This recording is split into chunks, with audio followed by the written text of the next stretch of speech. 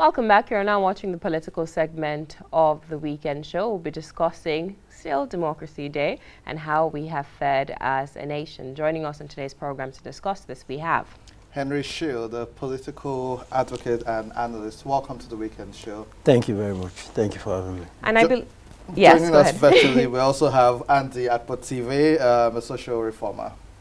Andy, can you hear us? Yes, I can. Oh, so I'm actually having. Can Andy virtually hear us?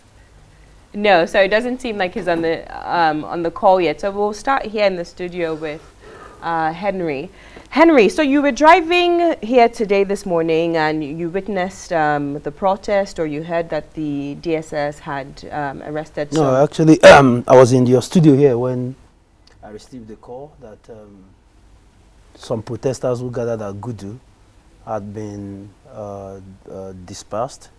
And on a day that we say is supposed to be Democracy Day, what's your problem with people protesting? I mean, if we were saying we're celebrating Democracy Day, people should protest. The last 6 years has seen the deliberate shrinking of the civic space. It has seen the demonization of opposition and criticism. It is not a democracy if you are the only one that is always right. It is not a democracy if people cannot engage with you. It is not a democracy if all your critics are locked up. Last night, my mother called me. Don't go to that June 12 protest, and I'm not the only one. Go online, you see a lot of people who say their mothers have called them. Why did anybody call anyone during the Ojota protest? So what we have seen is a government that rules with fear. A government that rules with arm, with tear gas, with bullets. That's what we have seen in the last 6 years. And it is dangerous because we have gone back to 1983 and 1985. So if we get a good person, if we get a Democrat in 2023, and that's a big if, because 2 days ago we saw an aide of the president nominated as INEC commissioner. These guys are shamelessly telling us that they don't care about democracy. An aide, a card-carrying member of the APC, nominated. When you have, in the third schedule of the Constitution, item F, that talks about membership of a political party disqualifies you. But these people are telling us that they don't care. So when you have a government that wants to appoint an aide of the president, a politician, as INEC commissioner, it shows you their mindset towards 2023. And you're speaking about Loretta. Loretta Onoche, an aide to President Buhari. I thought INEC was supposed to be that umpire that ensures that you win election based on popular votes. How can the Loretta dispassionately and objectively treat members of the opposition as INEC commissioner?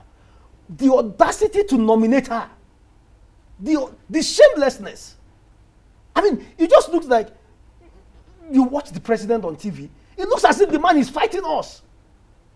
Like he has this animosity to, like there's a problem. President Buhari, what have we done?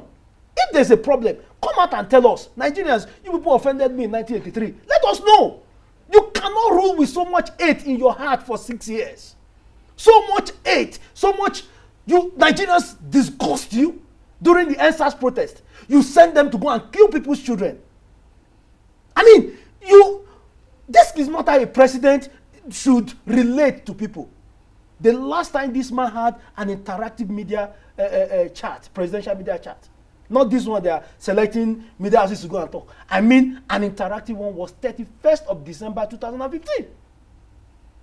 A democratic president, a man who went to beg the whole country, please elect me. You have destroyed this democracy. Nobody obeys court orders anymore. Did you have this in PDP's?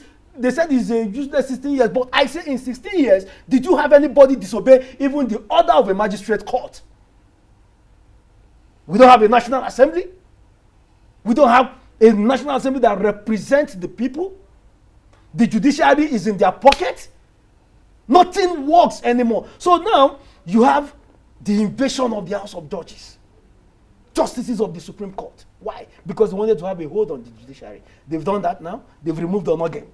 And the mistake we made, no matter what else Buhari has done, this mistake we made as Nigerians was allowing him to get away with the removal of Onogen. That was where this whole thing became. That's why we have number 4 as number 1 in Imo State. That's why we have a judiciary that nobody respects. National Assembly will tell you that they cannot, anything the president wants, they will do. Who are these people? I mean, if we are talking about democracy, somebody slapped the president of France 3 days ago or so, or 2 days ago, slapped him, drew him closer and gave him twine. Do you know that in a democracy as advanced as they are, with all this security and everything, the guy was arrested, he's been taken to court, his lawyer came and they gave him 3 months or so, he slapped in the reach and he gave excuse. And ordinary to touch Buratai's shirt in Kaduna, they wasted over 1,000 Shiites. And my issue is not with them. The Buhari that you people brought to us, that, oh, he's a changed Democrat and everything. Did you interrogate his understanding of democracy before you people brought him as your candidate? A man who does not believe he owes you explanations? Buhari has no business with democracy. Absolutely none. So I will have to, sympathize, or I should say empathize with your frustration and anger in today's program, but I will have to make it categorically clear on the program that your views and your perspectives are not a reflection of that of AIT Africa Independent Television, who is broadcasting this program today. We have to say that due to the sanctions by the NBC. But we are pro-free speech. That is why you're on the program today, being able to share your thoughts. And we will continue to give our platform as a network and as a television program for people to air out their grievances and air out their personal opinions. However, we must state categorically that his reflections are not that of the station. So you mentioned a couple of issues that are sort of infringing on the entrenchment of our democracy as a people.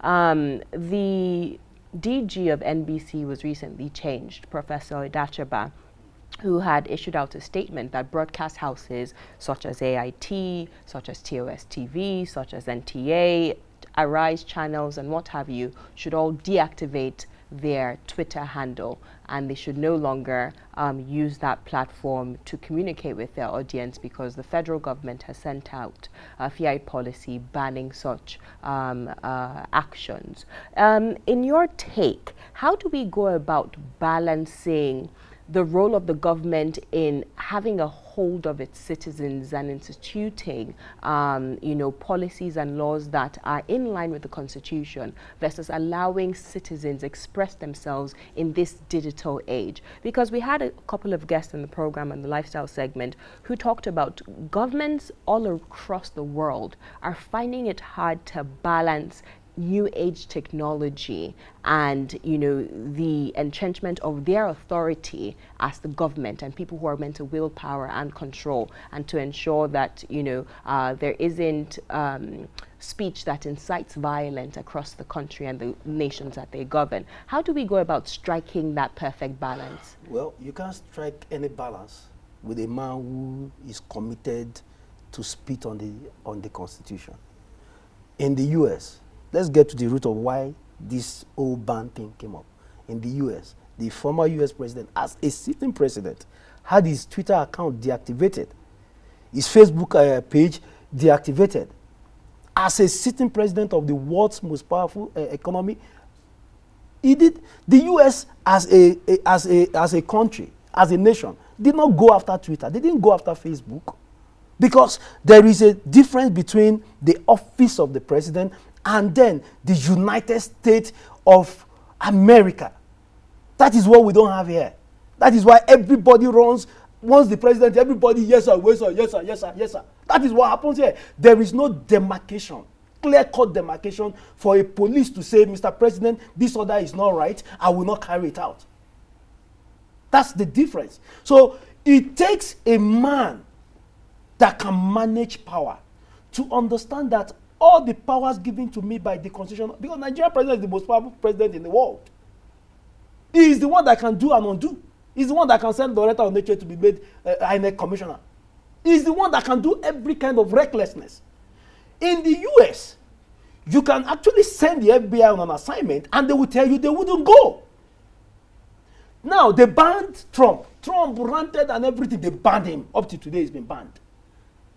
They did not ban our president. They removed just a comment that spoke to genocide. Just a comment. Our president is behaving like a child that they collected biscuit from. We are crying. You're turning the whole country upside down because you have a personal issue with Twitter. Henry, we've 200 million people. You banned them from Twitter, not because they banned you, but your ego. You are so full. I mean, who are these people? It is me, Buhari. Okay, you are not the king. We are not your subjects. We are the citizens who keep you in that office. There is no power in Aso Rock if the power does not come from the street. Nothing. You are the constitution that calls you president, that make me to regard you as president, is the constitution that gives me the same right and freedom to express myself through any means, in as much as I do it within the law. They said they should ban. I'm on Twitter. I am on Twitter. If you want to arrest me, if I step out, arrest me. My right is not in your hand. The constitution already tells me what my rights are. If you want to infringe on that right, let's go to court. I will be on Twitter until such a time as I feel like I can no longer be there. It is not in your power to tell me what social media to use. This man, you use this same tool to become president. You use this same social media. You thanked people on social media. You are now, everybody is scared. They just did a disclaimer now. The views of Rishi is not the view of AIT. Is this the first time we are having democracy? Is this the first president that we are having in Aso Rock? Why is everything turning upside down under his own watch? Why are we scared? Why are the Nigerian people scared of this man? Is it the first time we're having a president in Aso Rock that you're not doing the disclaimer? If I go to your management now, I know how many times MBC has written to you. Is this the first time we're having democracy? Is this the first time? Why are they making it look as if Buhari is the first person to be president? We've had Obasanjo, we had Late Yaradua, we had Goodluck Jonathan. In this same Aso Rock, citizens were not in prison for expressing themselves. So is it that we want a democracy or we don't want a democracy? There is no in between. Is either black or white. Right now, I cannot say what constitution the president is using to rule us. I cannot. Because you wake up one day, you are hearing that for criticizing the... Go to detention centers. Go to DSS detention centers. Go to police stations. People are locked up for criticizing the president. On my way here, I received calls. Shoot, if you get there, but I'm not balancing anything. I'm not a slave. I'm a freeborn citizen of Nigeria. If you want to arrest me for saying it, please just do. I'm not going to beg anybody. Nobody should raise any hashtag for me. Is this a democracy or what? Is this what we're going to hand over to our children? And tell our children that you don't have any right to speak? I will not give back to slaves. I'm a freeborn citizen of Nigeria. My right is not in President Buhari's hand. It's in the Constitution. The Constitution is bigger than his office. Henry, so we've seen repeatedly the new shift is to blame the young people for everything. And so young Nigerians were told by the president recently that if you want jobs, you need to behave. Insecurity, the young people have been blamed. Unemployment has risen to about 33%.